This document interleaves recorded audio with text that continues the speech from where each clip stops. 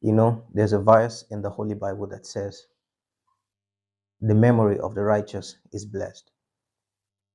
Today, the 12th of September 2024, makes it exactly 1 year that I got the shocking news of my life, that my dear mother, whom I just spoke to about 24 hours ago,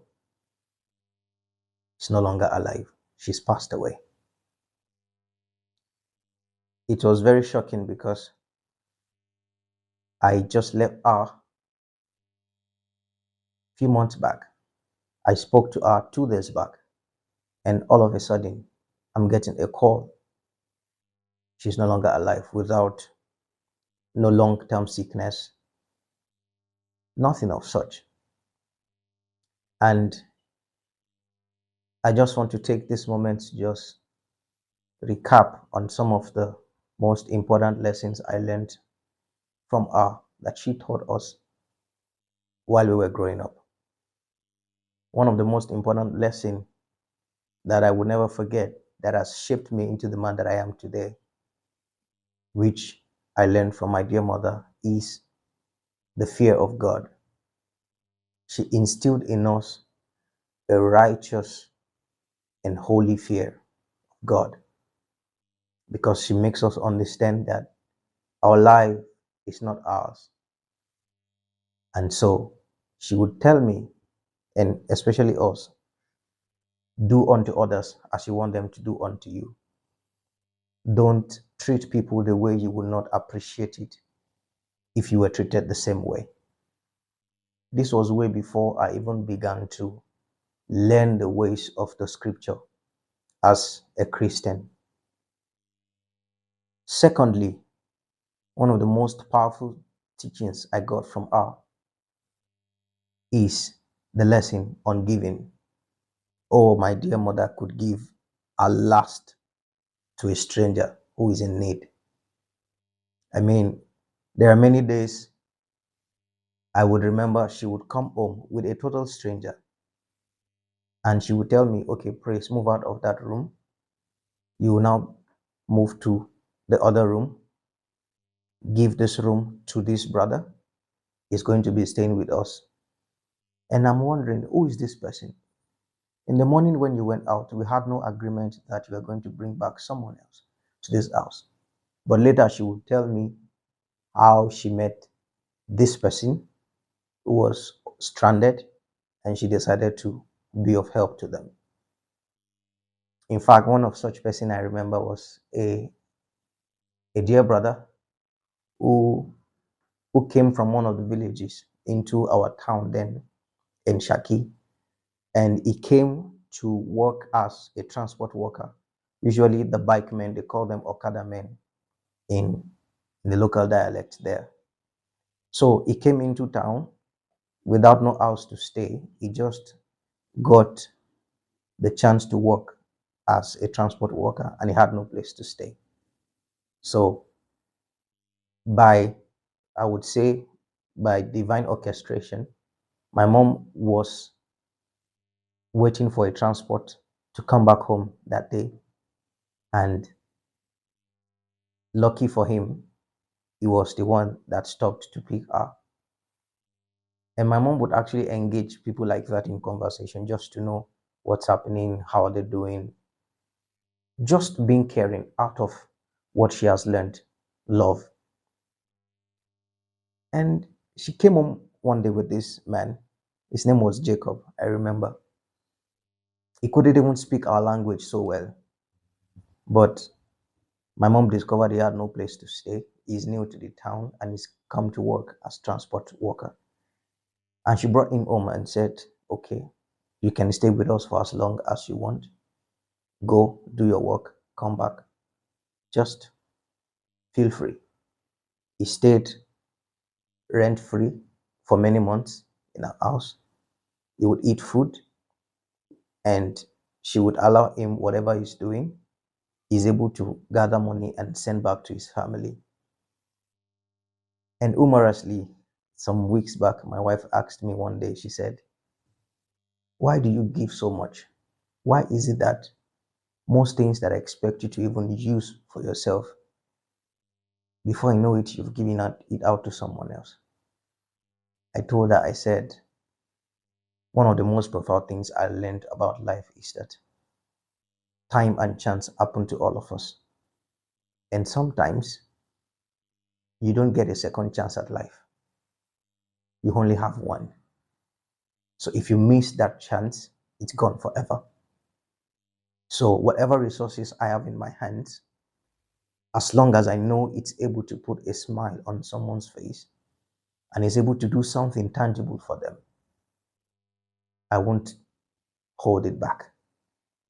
Because I've been in a place where I've understood what it means for you to receive help and for that help to come on time. Emphasis on time. Because there are certain help you are going to need at some point in your life that is timely. If it doesn't come on time, that opportunity is gone forever and can never be regained. And one of the most painful things that I would say I had to deal with was the fact that after we got married in the year 2021, about a year later, 9 months or so later, my mom called me and said, Praise, what's happening? I was like, okay, what's this about? She said, I want to see my grandchildren. I said, no, no, no, no. Mama, we just started our business. There's no abundant resources on ground. Give us some time. She said, no, Praise, I want to see my grandchildren. It is important for you to do what needs to be done on time. Go back to the doctor, whatever medicine you are taking, stop it. Give me my grandchildren. I have labored. That's one of the things I want to see while I'm still alive. Reluctantly, I said to my wife, we have to go to the doctor. And we had to stop all the preventive medication we were taking at the time because we were not ready for kids. And about a year later, we had our daughter, Zion. However, when I went home, I had to travel because of some paper issues. I needed to renew my visa back in my country and come back. And on my way home, I really desired to go with my daughter and my wife to meet her physically. However, the resources I needed to do all of that, because at this time, we had to shut down our business because we were undercapitalized. There were so many odds that were stacked against us at the time. And so practically we were living on fumes. There was nothing anywhere. We had put in all the money we had into the business. So for me to even travel to book a flight ticket was a serious challenge. However, I got home one of those days. My mother said to me, she said, of all the finances I've committed to raising you people, you kids, my mom had 4 children. All of us are still alive. She said to me, of all the resources I've spent on raising you children, and you especially, my most joyful result that I've gotten is that during my lifetime you got married, and I'm seeing my grandchild while I'm alive. And that reminded me that even though I got married while she was alive, she could not be there at the wedding because of some reasons. And one of the major part of it was finances. Number two was, even after we had our daughter, my daughter was about 6 months when I had to travel and go to Nigeria to see her. I remember one day I asked a few people I could ask for the resources to help me get them to come down to Nigeria and see her, because it was a real desire in my heart that even though she has seen our daughter's photo, our granddaughter's photos, she has seen her on videos, it's a real desire in my heart, and I know she had that also. She wanted to carry her because it's a real blessing. But you know what? We needed about, I think, $2,000 at the time to make all the whole trip possible. But I mean, I prayed. I asked a few people that I could ask for help. Many of them, the ones I asked, were not willing to help at the time. And I had to leave it at that. So I came back to India the 1st of April 2023. And about 4 or 5 months later, September 12th, 2023, my mom passed away. I was on my way to Delhi when she was admitted into the hospital. So on the flight, they tried to reach me, but they could not. And then I was at the embassy. Many times they could not reach me. This is just for me to say to someone, especially children and parents, life is short and you only get one chance. So whatever it is that has kept you from living a happy life with one another, unforgiveness. We are humans, mistakes are bound to happen. You have to make allowance in your space. Every parent will tell you, no matter how good or how obedient their children has been, there are times as kids, children would do certain things that would hurt the parent. What makes it worthwhile is that the parents overlook that mistake. Or maybe you are a child, you were hurt by your parents. It's okay. I know that humans are not perfect. Our parents are not perfect, especially. But one of the golden rules and one of the laws of life is to honor your father and mother. They might have made mistakes. I know that. But do not let the mistakes of the past cause you to live in pain perpetually.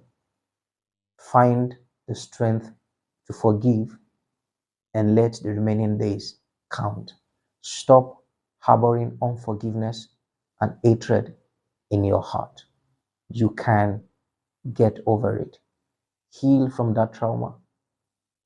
Someone might be saying, but you don't know what it means to be hurt by your parents. Really? I had a broken relationship with my father for many years. Many years. More than a decade and a half. I didn't see him eyeball to eyeball. However, December 31st, 2023, I made a decision after counsel from some elders.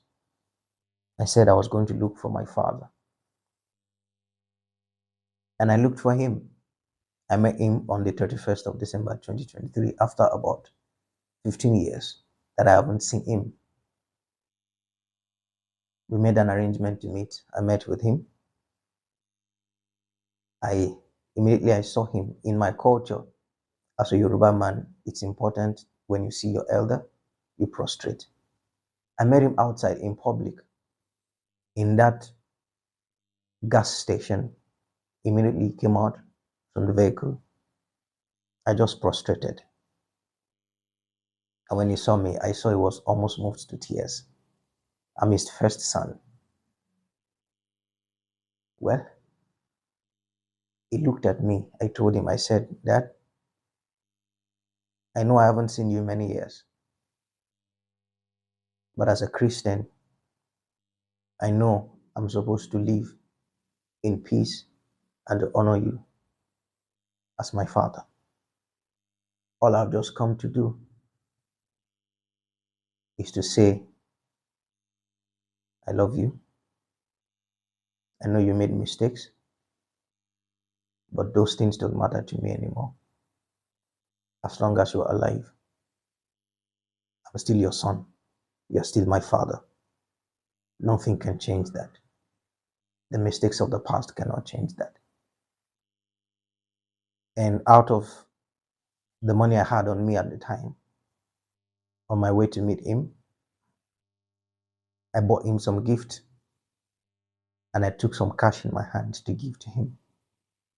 After we had our conversation, I just told him, I said, this is a seed in my hand, a gift that I brought for you. He never expected it. When he saw that, he cried. And he prayed for me. And he dropped me on my way to continue my journey. Little did I know that less than a year after that, my mother would pass away. I'm telling you, if you are living in pain that is caused from unforgiveness, please find a way to reconcile, especially with your parents. Young people, listen to me. My generation, listen to me. Our parents are not perfect. So are you. So don't take the excuse of the mistake they made to ostracize them completely from your life. Learn this. The time you don't take now, you're never going to gain it back. I mean, it's 1 year my mom has passed now. There's nothing I can do about it anymore. And I can tell you, I feel the void. This is just a tribute. And also, I'm taking the chance to let someone know any unforgiveness you're keeping in your heart, it's not worth it. Because you only get one shot at life. Make the most of it while you have the chance to do that. So I've said about 2 lessons I learned that has guided my life up until now. The first I said that I learned from my mom is the fear of God. Number 2 is giving. Number 3 is to take my life in my hands. She would say to me, Praise, you are the architect of your own life. As you lay your bed, so you lie on it. It doesn't matter what others are doing, as long as you have life and you have strength in your body. It doesn't matter the kind of challenges you are facing, don't stop. Someone asked me the other day, with all these challenges around you, how have you been able to maintain this grit that you carry every time, that you are persistent, you don't take failure as the end of it all? All of that stems from the lessons I learned early in life from my dear mother. She would tell me, don't give up. Don't give up. Don't give up. And with that support I had, and I must say, we didn't have the best of relationship while she was alive, especially when I was much younger. Our relationship began to turn around in the year 2015 when I began to learn and understand more about life. And ever since then, we've had a better relationship than we ever had. So, someone who might have been faced with certain kind of challenges, your background is not good, the place you're from is not good, there's no support from anywhere. I understand all of that. But what I'm saying to you is that you might have had a bad background, but this is one thing you should not do. Don't give up. Keep doing what you have to do. You failed before, you're not the first person to fail. Rise up and start again. Because if you give up, you never know what you're missing.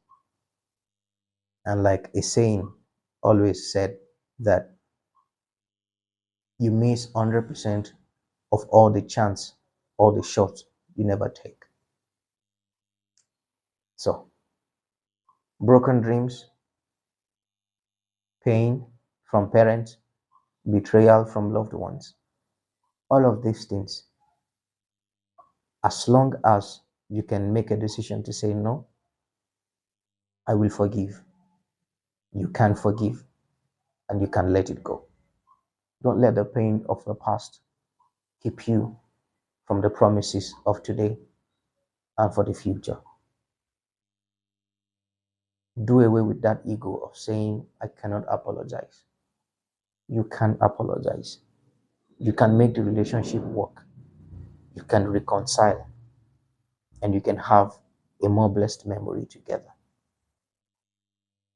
This is me just pouring out my heart. Well, someone might say, I must admit, there were days when I would remember and I would just cry and just wipe the tears away. But I understand that healing is a process. So be gentle with yourself. Some wounds, medically, they will tell you, some wounds actually have to be cut open so that the bacteria in it can come out and the wound can actually heal. So sometimes you have to talk about some of the things, you have to deal with them physically, head on, and not just think about them. Healing is a process. It takes time, but it is possible. This is my counsel to children who still have the chance to have their parents alive with them. It doesn't matter how far the distance.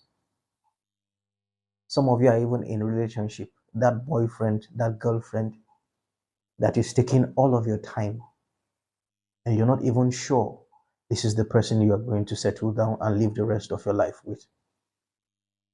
Wasting resources on people that have no benefit and has no value to your life. That same resources can be used to honor and take care of your parents. If it is a shirt you can buy for your dad, buy it. If it is a slippers you can buy for your mother, buy it. I tell you, those things, it might not be the most expensive, but in their eyes, it is very precious. So I'm encouraging you, young man, young woman, while you can, you don't have to have all the millions in the bank before you honor and show appreciation to your parents. Whatever you have, if it is words, take it with you. Call them, call up your father, call up your mother and say, Papa, Mama, I don't have all that I need yet. I just want to let you know that I am truly grateful. You brought me into this life. You took care of me. Thank you. That words, they won't forget. Don't be an ingrate and say, what have they done for me? They only paid my school fee. If they want the school fee back, I'll give it back. Come on, don't be stupid. Don't do that. There is only one bond that can never be replaced. It's the bond between parents and children. Nobody can replace your father. Nobody can replace your mother. People can take care of you, but that bond is an eternal one. It can never be replaced. That's why if you have the chance, you have your parents alive, do good by them and don't ignore them. Thank you for watching. I hope you've learned something from this. See you on the next one.